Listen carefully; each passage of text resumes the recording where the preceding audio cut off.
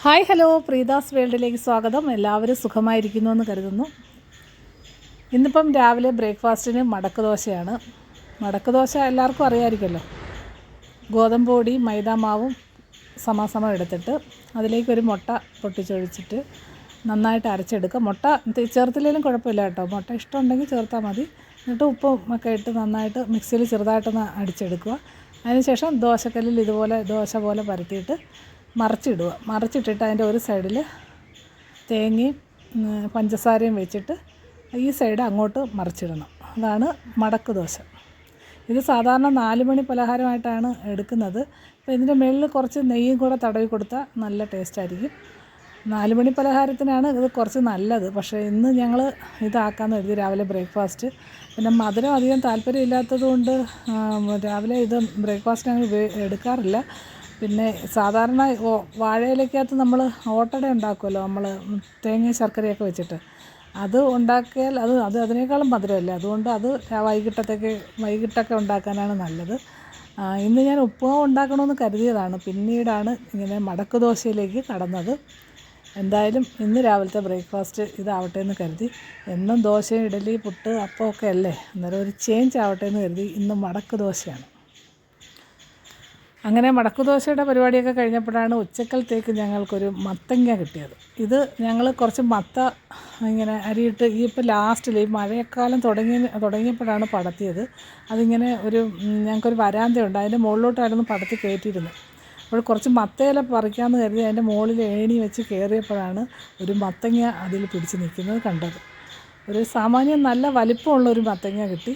നമ്മൾ കാണാഞ്ഞതുകൊണ്ട് അതിൽ അങ്ങും ഇങ്ങുമൊക്കെ കൊതുവും ഈച്ചയൊക്കെ കുത്തിയിട്ടുണ്ട്. എങ്കിലും വളരെ വലിയൊരു മത്തങ്ങയാണ് നമുക്ക് കിട്ടിയത്. ഏകദേശം ഒരു 2.5 കിലോളം ഉണ്ടെന്ന് തോന്നുന്നു. അപ്പോൾ മുറിച്ച് നോക്കുമ്പോൾ അതിനുള്ളിൽ ഒരുപാട് കേടൊക്കെ ഉണ്ടെങ്കിൽ അറിയാൻ പറ്റത്തില്ലല്ലോ എന്ന് കരുതി മുറിച്ച് നോക്കിയതാണ്. മുറിച്ച് നോക്കിയപ്പോൾ എങ്ങും ഒരു കേടുമില്ല, ഒന്നുമില്ല. നല്ല മത്തങ്ങ. കുറച്ചുകൂടെയൊക്കെ വിളയാനുണ്ടെന്ന് തോന്നുന്നു. പക്ഷേ ഇനി അവിടെ നിർത്തിയിരുന്നാൽ ഈ മഴയും കൂടെ ആയിട്ട് അത് നശിച്ചു പോകത്തേ ഉള്ളൂ. അതുകൊണ്ട് പറിച്ചതാണ്. അല്ലെങ്കിലും നമുക്ക് ഈ പരുവത്തിലുള്ള മത്തങ്ങ ആണ് കറി വെക്കാനൊക്കെ ഏറ്റവും നല്ലത്, ഒരുപാട് വിളയുന്നതിനേക്കാളും. അങ്ങനെ മത്തങ്ങ മുറിച്ച് നോക്കി. നല്ല മത്തങ്ങയാണ്. ഇന്നിപ്പം എന്തുകൊണ്ട് എരിശ്ശേരി വെക്കാമെന്ന് കരുതി. മത്തങ്ങ എരിശ്ശേരിയാണല്ലോ പ്രധാനം. അങ്ങനെ മത്തങ്ങ വെച്ചിട്ടുള്ള എരിശ്ശേരിയാണ് ഇന്ന് വെക്കുന്നത്. പയറും കൂടി ഇട്ടിട്ട് നല്ല മത്തങ്ങ എരിശ്ശേരി വെക്കാമെന്ന് കരുതി. നല്ല പിഞ്ച് മത്തങ്ങ. നമ്മൾ സാധാരണ ഈ മലക്കറി കടയിൽ നിന്ന് വാങ്ങിക്കുന്ന മറ്റേ തമിഴ്നാട്ടിൽ നിന്ന് വരുന്ന മത്തങ്ങയ്ക്ക് വേറൊരു ടേസ്റ്റല്ലേ. അന്നേരം നമ്മുടെ സ്വന്തമായിട്ട് നമ്മുടെ വീട്ടിലുണ്ടായ മത്തങ്ങ, അത് വളമൊന്നും ഇടാതെ മത്തങ്ങ തനിയെ ഉണ്ടായ മത്തങ്ങ, അന്നേരം അതിൻ്റേതായ ഒരു സന്തോഷമുണ്ട്. അങ്ങനെ ഞങ്ങൾ മത്തങ്ങ എരിശ്ശേരി വെക്കുകയാണ്. മഞ്ഞളും ഉപ്പും കുറച്ച് മുളക് പൊടിയൊക്കെ ഇട്ടിട്ട് അത് വേവിക്കാൻ വെച്ചു. ഒരുപാടിട്ട് വേവിക്കാൻ പാടില്ല, ഒരു ഒറ്റ വിസിൽ കേട്ടാൽ മതി. നല്ല പൊട്ട് മത്തങ്ങ ആയതുകൊണ്ട് അത് വെന്തങ്ങ് അളിഞ്ഞു പോയി ഒരുമാതിരി അങ്ങ് തവിയിട്ട് ഇളക്കുമ്പോൾ ചാന്ത് പോലെ ആയിപ്പോവും. അങ്ങനെ വെച്ചാൽ പിന്നെ ഇവിടെ ഒട്ടും ഇഷ്ടപ്പെടത്തില്ല. അതുകൊണ്ട് ഞാൻ ഒറ്റ വിസിലിൽ ഓഫ് ചെയ്തു.